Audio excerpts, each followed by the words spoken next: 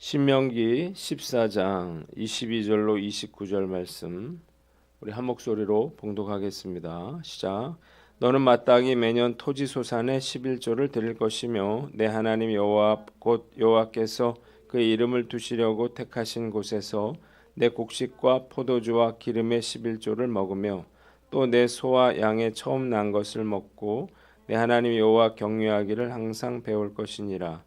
그러나 내 하나님 여호와께서 자기의 이름을 두시려고 택하신 곳이 내게서 너무 멀고 행로가 어려워서 내 하나님 여호와께서 그 풍부히 주신 것을 가지고 갈 수 없거든 그것을 돈으로 바꾸어 그 돈을 싸가지고 내 하나님 여호와께서 택하신 곳으로 가서 내 마음에 원하는 모든 것을 그 돈으로 사되 소나 양이나 포도주나 독주 등 내 마음에 원하는 모든 것을 구하고 거기 내 하나님 여호와 앞에서 너와 내 권속이 함께 먹고 즐거워할 것이며 내 성읍에 거주하는 레위인은 너희 중에 분깃이나 기업이 없는 자이니 또한 저버리지 말지니라.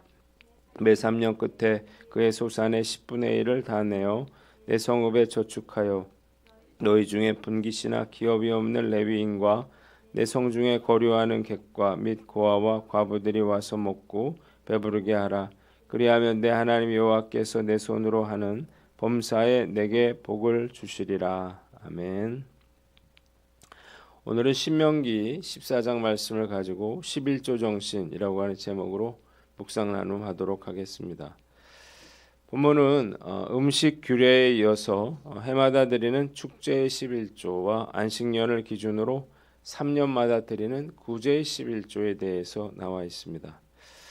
한번 따라해 봅시다. 축제의 11조. 자, 22절로 27절까지 나와 있는데 하나님은 이스라엘 백성들에게 해마다 밭에서 거둔 소출의 11조를 하나님의 성소에 드리라 이렇게 명령하셨습니다. 백성들은 곡식과 포도주와 기름과 가축의 11조를 하나님께 드려서 기업이 없는 레위 지파에게 주셨고 레위인은 그들이 받은 것 중 10분의 1을 제사장에게 바쳤습니다. 이것을 제1의 11조라 이렇게 불렀고 제1의 11조는 레위인과 제사장의 생계를 유지하는 데 사용됐습니다. 하나님은 받은 기업이 없는 레위인들을 저버리지 말아라 이렇게 명령하셨습니다. 한번 따라해 봅시다. 11조를 드려라. 하나님은 이스라엘 백성들에게 너는 마땅히 매년 토지 소산의 11조를 드려라 이렇게 명령하셨는데 하나님께서 이스라엘 백성들에게 이 토지 소산의 10분의 1을 바치라고 하신 것은 그 땅을 주신 분이 하나님이셨기 때문입니다. 자, 이스라엘 백성들이 이것을 인정하도록 하기 위해서 하나님께서 백성들에게 11조를 명하고 계시는 거예요. 하나님께 11조, 즉 수입의 10분의 1을 드리는 것은 선택이 아니라 의무가 되겠죠. 어떤 사람들은 11조는 구약의 율법에 속한 것이기 때문에 신약의 성도들은 바칠 필요가 없다 이렇게 말을 하는데 이것은 전혀 잘못된 이야기입니다.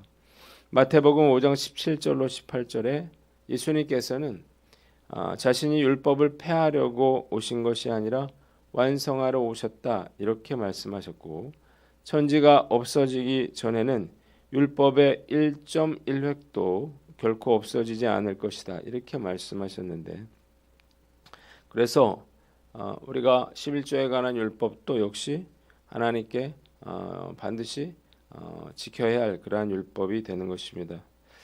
많은 분들이 하나님을 사랑한다 이렇게 말하면서 하나님께 물질을 드리기에 아까워합니다. 저는 어떻게 그럴 수 있는지 잘 이해가 되지 않는데 누군가를 사랑하면 뭔가를 주고 싶은 것이 인지상정이기 때문입니다.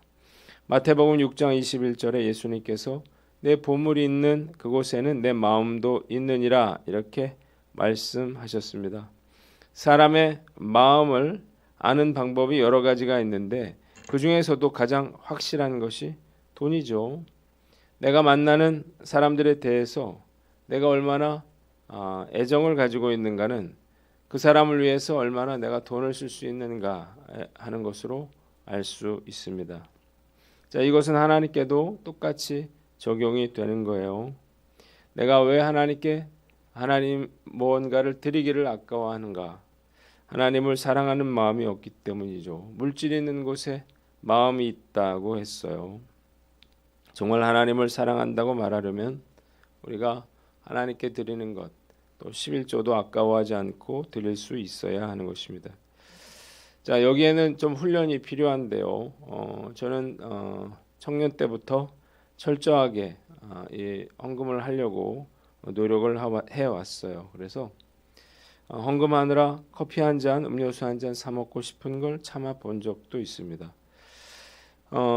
개척을 해서 누구보다 쪼들리고 어려웠지만 그래도 힘에 부치게 헌금을 했던 것은 이유가 있습니다. 신앙생활하면서 헌금 생활이 얼마나 중요한가를 제가 제 삶에서 또 주변 사람들을 통해서 똑똑히 확인했기 때문이에요.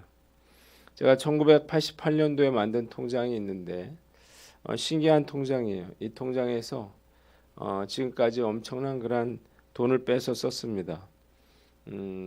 교회를 건축할 때는 매달 수천만 원씩 그렇게 통장에서 빼기도 하고 억대를 뺀 적도 있습니다. 이렇게 필요한 만큼 이렇게 돈을 쓸 수 있었던 것은 하나님께서 채워주셨기 때문이죠. 그래서 저는 제 딸에게 늘 헌금을 제대로 하라 이렇게 강요를 합니다. 그것이 없는 우리들이 살아갈 수 있는 길이기 때문이에요. 그래서 나름 열심히 헌금을 하는데 뭐 알바를 하던 누가 주던 신기하게 필요한 것들이 채워지는 것을 경험하고 있습니다. 하나님께서 채워주시는 건데요. 저는 성도들도 할 수 있다면 열심히 그렇게 헌금 생활을 할 수 있기를 바랍니다. 도전하면 채우시는 그러한 하나님의 역사를 경험하게 되는 것입니다. 11조를 드리기 시작하면 먹고 사는 문제는 내 책임이 아니라 하나님의 책임이 됩니다. 많은 사람들이 하나님을 의지하지 않고 자기 힘으로 살려 그러는데 그래서 사는 게 쉽지가 않은 것입니다. 하나님께 맡기고 살면 어떤 생각이 드냐면 어떻게든 되겠지 그런 생각이 들어요. 왜냐하면 내 책임이 아니잖아요. 하나님께서 책임지실 거잖아요.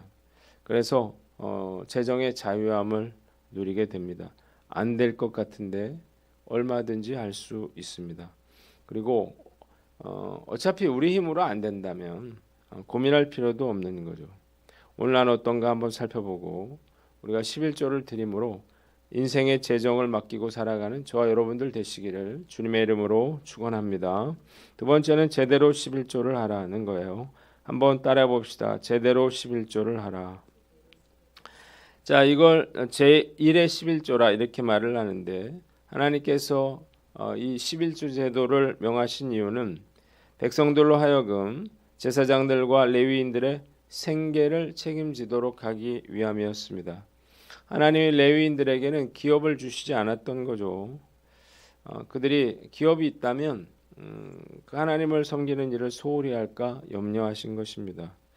오늘날의 목회자들도 마찬가지죠. 구약의 제사장의 역할은 아니지만 목회자들 역시 레위인들처럼 특별히 생업을 따로 갖고 있지 않기 때문에 성도들이 11조로 그 생계를 책임져야 하는 것입니다. 요즘 투잡이나 쓰리잡을 가진 그런 목회자들이 적지 않은데 이렇게 일을 하면서 목회를 제대로 하기는 거의 불가능합니다. 그래서 목회자는 섬기는 교회로부터 적더라도 사례를 받아야 되고 성도라면 이에 대한 그런 책임 의식이 있어야 하는 것입니다. 목회자에게 사례할 수 있는 가장 좋은 방법은 11조를 드리는 거죠. 10가정만이라도 제대로 11조를 드릴 수 있다면 그 교회는 목회자의 생계를 책임질 수 있습니다. 목회자가 많은 보수를 받는 게 아니기 때문이에요. 문제는 제대로 된 11조를 드리는 성도들이 정말 많지 않다는 것입니다. 많은 성도들이 하나님께 11조를 드리지 않거나 드리더라도 자신의 수입과 비교할 수 없이 적은 금액을 11조라고 드립니다. 문제는 그렇게 하고도 문제의식을 느끼지 못한다는 거예요.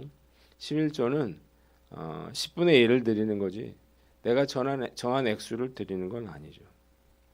말라기서 3장 10절에 말라기 선지자는 성도들에게 온전한 11조를 바치라 이러면서 온전한 11조를 드리지 않는 것은 하나님의 것을 도적질하는 것이다 그렇게 말했는데 온전하지 못한 11조는 결국 자신에게 손해로 돌아오게 되는 것입니다. 성도들이 목회자들의 생계를 외면하면 어떻게 될까요? 교회의 미래는 없겠죠. 누가 목회를 하려고 하겠어요? 벌써 교단의 각 신학교마다 목회자 후보생들이 줄어들어서 정말 비상이라 그럽니다. 사역자가 없어서 교회가 통폐합될 일이 멀지 않았습니다. 온전한 11조를 하나님께 드림으로 한국교회 성도들이 자기 교회 목회자들의 생계를 책임질 수 있는 그런 은혜가 있기를 주님의 이름으로 축원합니다. 세 번째는 자원하는 마음으로 즐거이 드려라는 것입니다. 한번 따라해 봅시다. 자원하는 마음으로 즐거이 드려라. 헌금을 하려거든 우리가 아까워할 게 아니라 기쁜 마음으로 드려야 합니다. 하나님은 억지로 내는 것을 싫어하시죠. 그래서 기쁘고 감사한 마음으로 하나님께 바쳐야 합니다. 억지로 바치는 것은 하나님이 기뻐하지 않습니다. 고린도후서 9장 7절에 각각 그 마음에 정한 대로 할 것이요 인색함으로나 억지로 하지 말지니 하나님은 즐겨내는 자를 사랑하시느니라 그랬습니다. 하나님은 부족해서 이걸 예물을 받으시는 게 아니에요.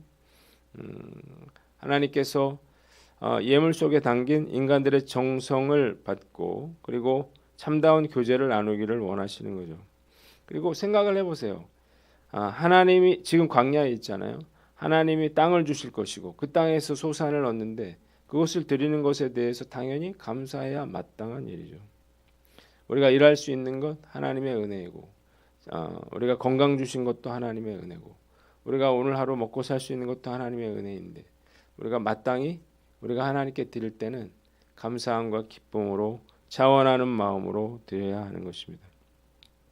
오늘 나는 어떤가 한번 살펴보고 우리가 자원하는 마음으로 기쁘게 하나님께 헌금하는 저와 여러분들 되시기를 주님의 이름으로 축원합니다. 두 번째는 28절로 29절 구제의 11조입니다. 한번 따라해 봅시다. 구제의 11조.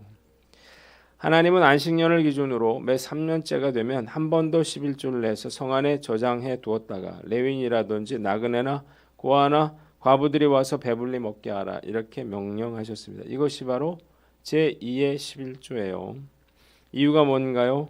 누군가의 도움을 받지 않으면 살 수 없는 사람들을 외면하지 말고 돌봐라는 것입니다. 우리가 번 돈에는 세 가지 몫이 있습니다. 첫째로 하나님 몫이 있고 그리고 이웃의 몫이 있고 세 번째로 나의 몫이 있습니다. 내가 벌었다고 해서 다 내 것이 아닌 것이죠. 그리고 내가 번 돈이라고 하는 건 말 자체가 틀린 말입니다. 모두 하나님의 것이기 때문입니다. 때문에 하나님을 향한 경외와 예배는 이웃을 향한 그러한 섬김과 나눔으로 표현되어야 합니다. 이것이 바로 11조의 정신이죠. 우리 교회에는 제2의 11조를 하는 분이 있습니다. 대단한 것 같지만 사실 우리가 당연히 해야 될 그런 일이죠.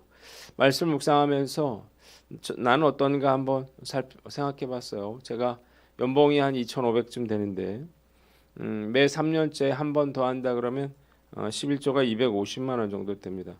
근데 생각을 해보니까 제가 이 정도는 1년에도 나누고 살고 있지 않나 이런 생각이 드는데 제가 할 수 있다 그러면 웬만한 분들도 제2의 11조는 할 수 있지 않을까 그런 생각이 들어요. 우리가 가진 모든 것은 사실 내 것이 아니라 하나님께서 내게 주신 것을 전달하는 것입니다. 놀라운 사실은 우리가 사랑과 나눔을 실천할 때에 진정한 기쁨과 만족을 경험하게 되고 행복한 그런 사람이 될 것이라는 거예요. 얼마나 놀랍고 감사한 일인가요? 오늘 말씀을 묵상하면서 우리가 꾸준히 나눔을 실천함으로 우리가 하나님께 감사에 보답하고 또 행복을 누리며 살아가는 저와 여러분들 되시기를 주님의 이름으로 축원합니다. 기도하겠습니다. 하나님 아버지, 우리가 일평생 11조의 정신으로 그렇게 살아가게 하여 주시옵소서.